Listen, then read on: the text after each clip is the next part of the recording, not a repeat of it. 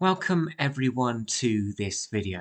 This is looking at Blake's poetry, and it's aimed at students that are studying the AQA Lit B module, Political and Social Protest Writing, and looking at a past essay question or an exam question, and using a one poem in order to write a paragraph, practicing linking the focus of the question to a poem. So this is something that I do a lot in my lessons, moving away from just understanding what the texts are, but making sure that the correct bits of the text are being applied to questions. Because with Lit B, the golden rule is that students must answer the question and not get distracted by other things.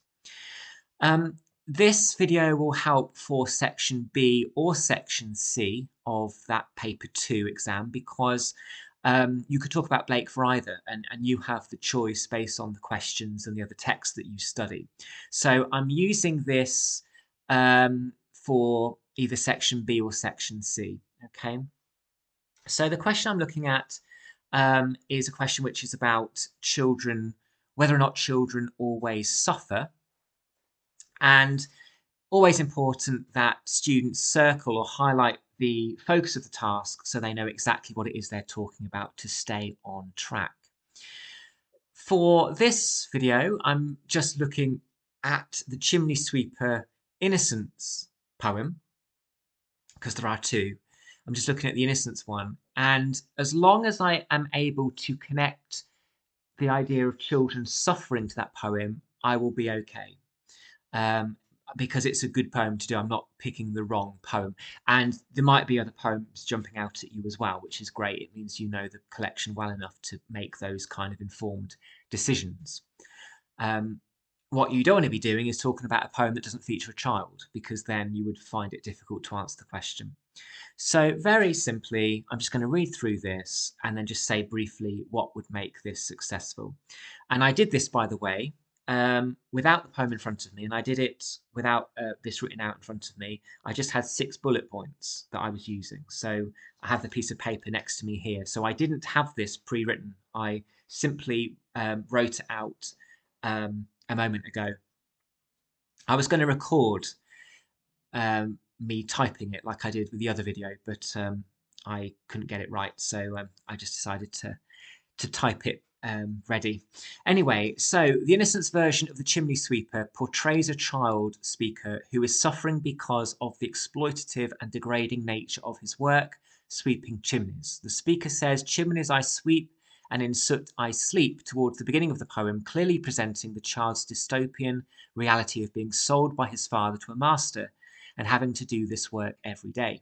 It could be argued that the rhymes and long vowels of sweep and sleep echo the sound of the child working, but also the inescapable and monotonous nature of his work. Later in the poem, the nameless speaker makes reference to little Tom Dacre, who has suffered the humiliation of having his white hair shaved. Literally speaking, this could have been done to avoid the soot dirtying him, but metaphorically it could also allude to the eradication of childhood innocence, with white having connotations of purity and sanctity. One of the most evocative phrases in Blake's poetry is how children are described as being locked up in coffins of black, which links to the claustrophobic nature of the chimneys and premature deaths that these working conditions often led to. Here, the suffering of the speaker and Tom Dacre is very clear. The dream that Tom has, which features an angel who set them all free, acts as a temporary escape from the suffering these children experience. Whilst asleep, the children are leaping and laughing, as well as washing in rivers and sunbathing, as if nature is cleansing their bodies and souls.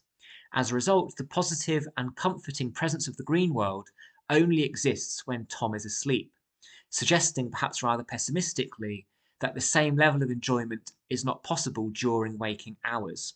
In short, the poem depicts the suffering of child sweepers during their waking hours, but the romantic imagination of these children gives them a momentary escape from their degradation. So what I'm saying here really is that this poem is a bit of both. Yes, clearly in the real world, Tom and the speaker is suffering, but the dream in the middle of the poem acts as a bit of a buffer, And it means that it's only in that dream that these children stop suffering. But of course, dreams aren't real. It's not reality. So it's quite pessimistic because as soon as these kids wake up again, they're back to square one. They're back in those chimneys. So it's quite a um, I suppose, quite a miserable poem in that sense, because what Blake is kind of saying is life shouldn't be like this. We shouldn't only be happy when we're asleep. We should be happy all the time and free all the time. We shouldn't just fall asleep to be free. We should be free at all times. That's kind of Blake's libertarian romantic view coming through. So, a relatively short poem, but hopefully helpful nonetheless, using one poem of the collection to make sure that we're answering the question and we are picking the right poems. Okay, you'll notice as well, this is an open book exam, so the examiner is expecting you to quote more frequently. That's why the book is there, for you to refer to it and make some confident comments about authorial methods, which is AO2. This is not the whole essay, this is just one paragraph. I would now perhaps move on to a different poem or continue to write about this one. It depends on how much more you had to say. Okay, so hopefully that was useful and thank you for watching.